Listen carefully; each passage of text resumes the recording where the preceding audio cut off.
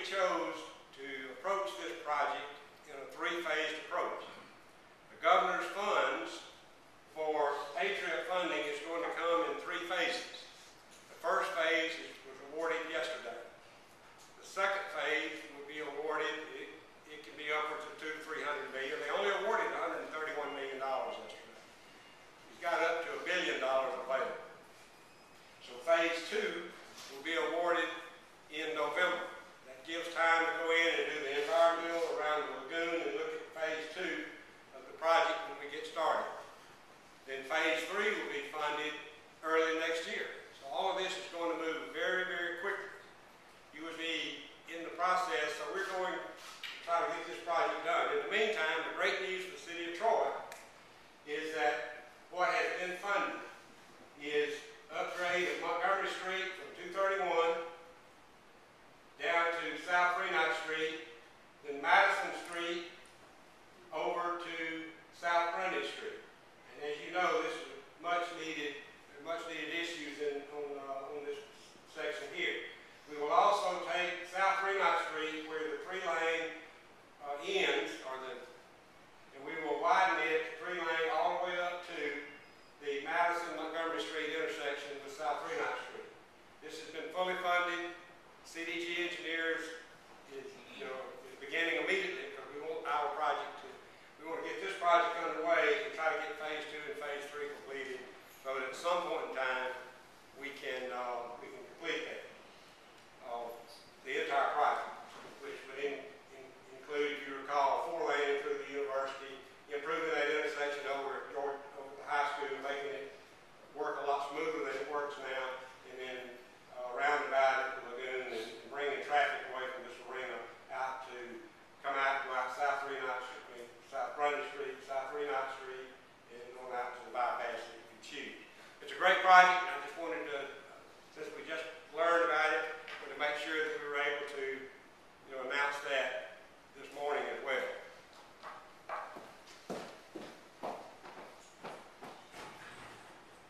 Thank you, Lunsford. The main reason we're here this morning, and let me just stop and say, it's a great view when you're on top. You're on top. This city is in a position that is the envy of other cities. I wasn't going to do that. Hell, I'm happy. But let me tell you something. I'm going to tell you a little bit about where we've been and where we are. And then we can talk about where we're going to go. And that's very critical as well. And when I talk about what we've done, I may say we, I may say I. Whenever I say it, you remember as key employees of this city, and then you remember back to your predecessors, go back to the early 80s. And when I say I or we, I'm speaking of you, myself, and the city council. Now, this city council is also a group that I'm extremely proud of, going all the way back to when we started the mayor council form of government in 1985. Johnny Withington is probably my closest confidant. Somebody that helps me, assists me, and kicks me occasionally. Appreciate that. Mr. Meeks, we go back even further. And a long time as friends. Wanda, glad you're here because I had black hair when Wanda was first elected. Some of y'all may remember that. So Wanda turned my hair gray. She's a wonderful person. She's a great city council person. Jason, Mr. Dunn, y'all came on as well, and we worked well together, and I really appreciate each and every one of you and what you have contributed. We're sitting here today with sales tax increasing every month. And the finals haven't come in for May, but it's going to be an increase over May a year ago. Substantial increases in January, February, March, and April. Not so substantial in May, but an increase.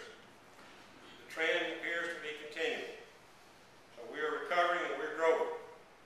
The unemployment we enjoy, I don't know which we were this month. We've been anywhere from number 2 or 3, tied for second is the best we've been. That's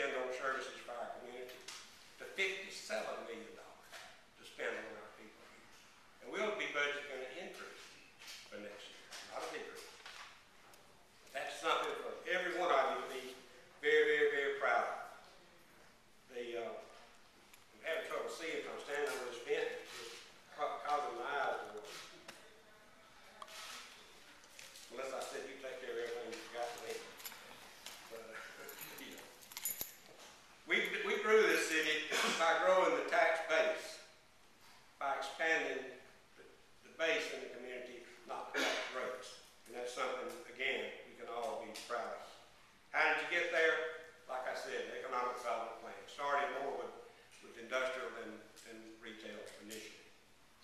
We looked at, first thing that happened to us when I had my opportunity to work with you guys was when the Alitex plant closed on South Grundy Street. Alitex plant closed, cut and sew industry. Most rural America was dependent on cut and sew. We go to New York. That was a trip for me, by the way. In the 80s, I go up to New York, and I go into Mr. Schwartz's farm. I'll never forget it. We go into his office, me and Keith Watkins. Keith Watkins was our attorney and actually came up with a tax plan that helped make this safe. We walked to his office, and he was showing us, first of all, he was in a corner office, which was pretty nice. It was glass. He said, I can sit here and watch the Masons Thanksgiving Day Parade in my family in my office. So he had pretty nice quarters. We showed him where he could give us that building. He'd give us that bill and he could write it off. And they've been good corporate citizens for many years and they can continue to do that. So we took the Alitex building, recruited Milto. Milto came in, high female employment, which replaced Alitex. Pipe manufacturing, the next cut and sew. Struggling, finally having to go out of business. HB&G, we moved them in. So we've taken the negatives weak and made positives. The next thing was the Angelo building. I got to tell you a quick story there. You know, I had one reporter. You can't believe in 30 years you'd have one reporter that didn't like you, but I had one out. Worked for y'all's group too. And she came out and wanted to pose a picture with me and Governor Siegelman and the CEO of Angelo from Australia.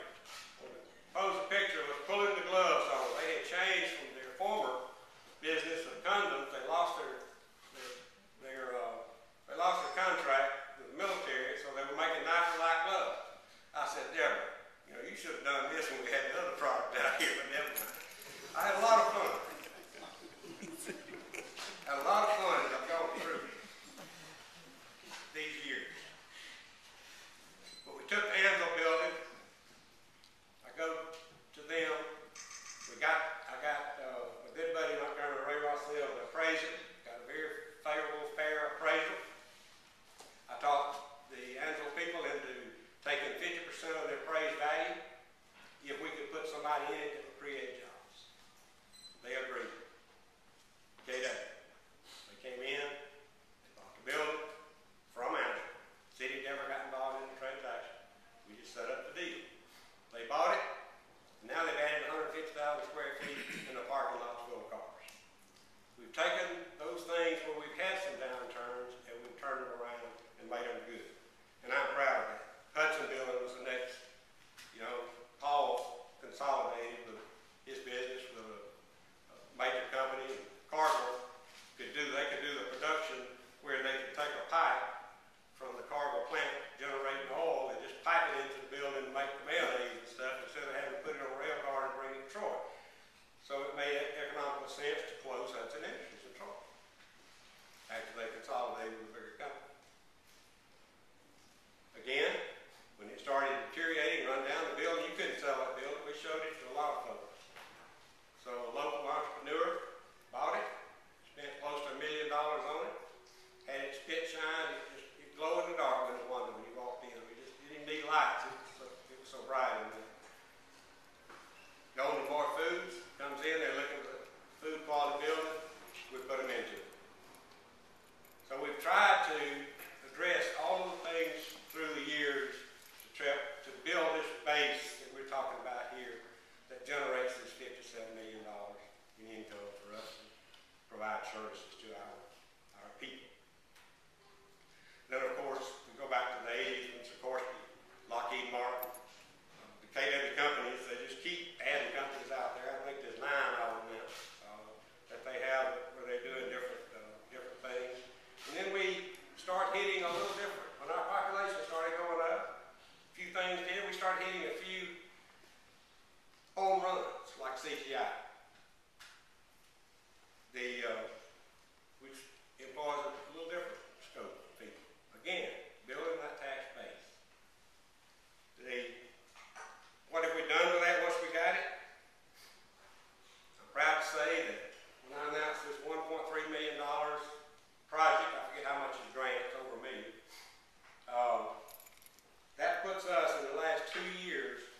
approaching $7 million in grants for road work, sewer work, water work, and additional sewer work will be coming off the Golden Boy project. We're approaching $7 million in grant funds. That's money that you and I didn't have to take out that $57 million. It's still our money, it's tax money, but it's, we were able to make those things happen by having the relationships and knowing where to go and knowing what to do and to make those things work. We have been developing and strengthening our retail strategy. Economic development is retail and industrial. I just got back from Las Vegas, and I paid my own expenses too, by the way, except for the airfare and the others. So it's not a jumping, I promise. We just got back from there, met with several new prospective retail prospects, and I feel like we definitely will be announcing, hopefully very soon, some names that some of the ladies I know have been excited about. Some of the stores. Sheila mentioned a couple before, and we try to make some of those contacts and making them work. That's how we got where we are. That's how we got to the point we are now with a $57 million revenue stream as opposed to a $10 million revenue stream in 1982-83. What have we done with it? You're sitting in part of it. Probably the crown jewel, if I had to say. If I had to ever go back and evaluate, what would I say one of the better things during our administration? I say our, meaning you, me, and the council. The city complex improvements really is kind of head and shoulders. It took care of the court, police, fire, new stations, obviously here the utilities, because we had to have space and added on. Then we got the gas district, spent a little money, and like their building kind of looked like ours, and everything worked fine. City complex is something that's functional, serves our people, and I'm very, very proud of it. Sportsplex, rec center. One thing this council has done, you don't spend money until you got it to spend. I mean, the vision for the sportsplex, the second phase of the sportsplex, and then the rec center, all of those were being pushed hard. But until we could pay for it, and knew we could pay for it with this growth of this revenue stream, until we could get there, we grew it in phases. And I'm proud of it. I'm proud we got it. We're not in, we're in great shape right now. That's something that's good. Our seniors programs. We didn't have a senior program. Now we got the college senior complex over in the old Baptist Children's Home building. We've got the house next door. All of that will belong to Janet and the college senior complex very soon, because Ms. Hassey will be moving into a new building. We've really, I think, that has to be something we're proud of. Mr. Meeks, I know, especially the trip we made out to Phoenix. That was something that was just a goal that we set from that trip. It's not coming to fruition.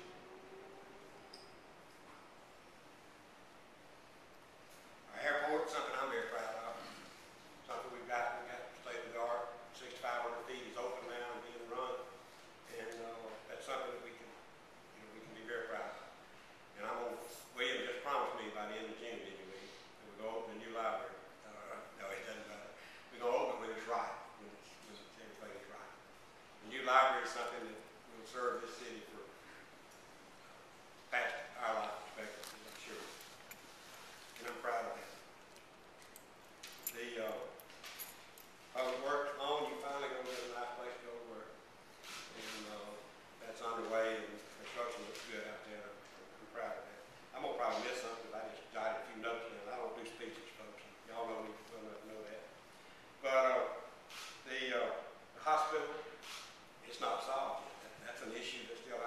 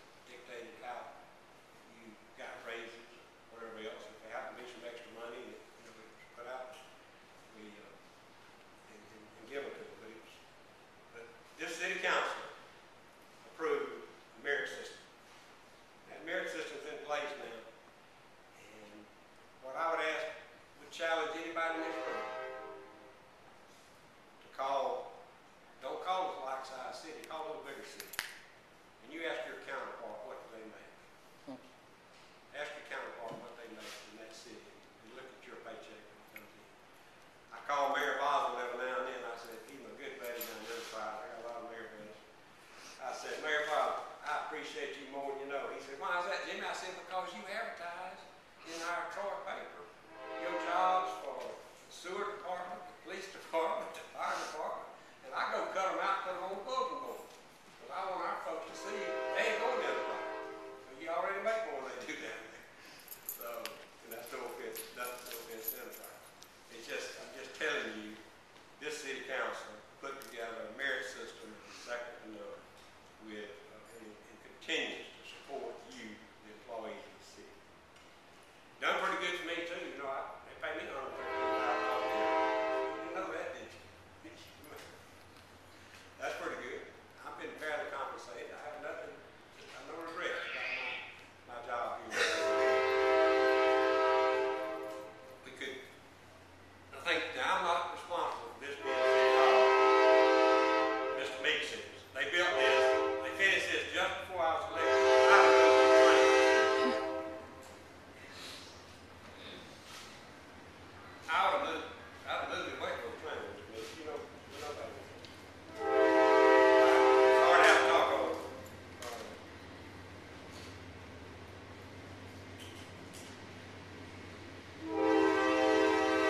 You know, I planned to come in here today and tell a few jokes, do some other things I hadn't done. Some serious things. But I did want to say to you, and I'm glad the news media is here to cover, that our team has come a long way. And I'm proud of it. You know, I thought about, like, all I know, I'm going to tell you what I'm going to do. I thought about using the term, you know, I will not seek, nor shall I accept. And now Lyndon Johnson took that. Damn the torpedoes, full speed ahead. They use that. Admiral Farragut used that in Mobile in the Bay. Free at last, that's been used to. Yeah. It is.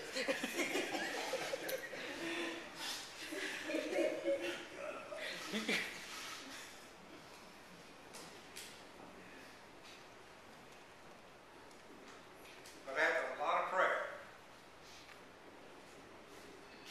I will not seek re-election. I would love you. The vast majority of you have been on my team all the way. I love it. I appreciate it. I will always, always be proud of the privilege and the pleasure working with you. But I will not be a candidate for mayor in office. Thank you very much.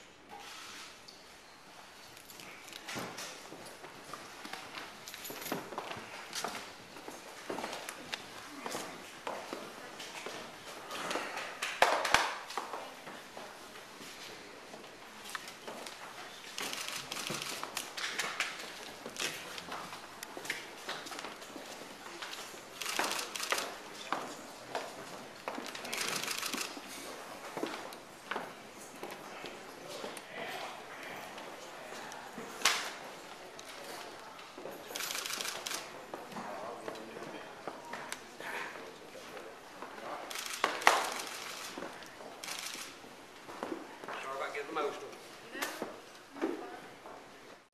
And I'm very proud of what we've been able to accomplish, and that's what I wanted to tell our employees.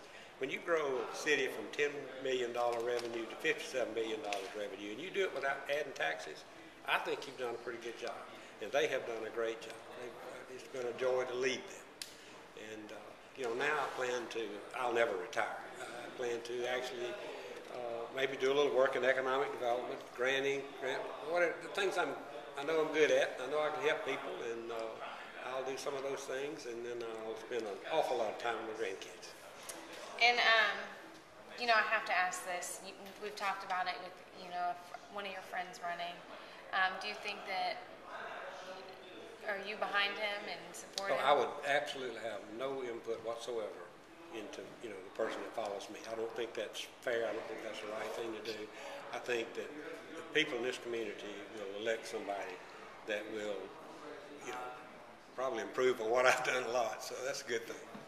But you'll be there for advice, whoever steps in. I will certainly be available. Obviously, will lend my expertise, if you will, especially on a couple of the projects that we're still working on that need to be resolved. And it'll take probably longer than between now and November. I actually serve until November the 5th, I believe it is. What would you like to clear off the plate before you leave? 2 issues. I'd like to get the hospital put to bed, if you will. I'd like to get the tax that was put on as a temporary tax to salvage hospital. I'd like to see that resolved. And we have some issues with power supply. We've always gotten our power for our electric department through a rate that's established on the FERC. And now we're going to retail-based rates, and I'm looking into an alternative to that. And I hope I can get that. I'm under confidentiality agreement, can't discuss it, but I will. I'm looking at some alternatives that I'd like to get completed, at least before I leave. 4 years ago, when you were just re-elected, were you thinking about this would be your last term? That you thought you'd give it 4 more years? I actually stated at the end when I was elected last time. 4 years ago. Right. This is no no surprise ago. then, right? No, it was not. I started having, because of some issues out there that I'd like to get resolved, I started rethinking. My health is good. My health is good, so that's a reason I could run. My health is good, maybe a reason not to run. And enjoy those things I want to enjoy while my health is good. So there's a lot of things that have. That was your intent, though, to get 1 more term. Is that right? Right. That was my intent 4 years ago. Yeah. And I feel like 30 years. That's a long time, and I've enjoyed the success of the people that work with me and for me. Could it be Joe T. if you'd go on 1 more term or something? Well, I don't know about Joe T. But it's kind of like I said when I started the thing. The view is mighty nice from on top, and we're on top. Our city is in great shape. It's come out of this recession. It's, we're in a enviable position. My fellow mayors talk to me all the time about how have y'all gotten all this new industry? Have you gotten this new retail? Have you made things happen? Because I always tell them it's a great mayor, but How would you rank statewide as far as longevity for a mayor? I'm not sure. A city this size. This size, it'd probably be up near the top. There are a lot of small communities where people serve greater lengths of time, but it would be up there somewhere. Yeah, I want to talk to you when you're finished. Okay, sure. I'm good. 30 years have been incomparable, and nobody will ever compare. I would venture to say that Jimmy Lunsford will easily go down as the best mayor Troy's ever had. Of course, he's the first full-time mayor. Prior to Jimmy becoming mayor in the early 80s, the mayor rotated on the city commission form of government. They had 3 commissioners, and they would each take 1 year and be the mayor. But Jimmy became mayor full-time in the early 80s, and as he enumerated, you can't compare any mayor in Alabama to what he's done for this city. And he said this properly, he's left this city on top. This city's financial condition is extremely well, it's in great position, and it's because of his leadership and his tenure. And he's been an astute person to get state funds. Even when I was in the legislature, he knew where funds were, I didn't know where they were. And he was out to get those funds. He's done, and another thing he mentioned, when he took over this city, it was a $10 million budget. It's now approaching $60 million, and that's not even considering the extra tax on the hospital. But this void is going to be hard to fill. I hope Jimmy will render some time to whoever's a new mayor to give them some assistance, because there's no way anybody can replace Jimmy Lunsford as mayor of Troy. He's been a great mayor.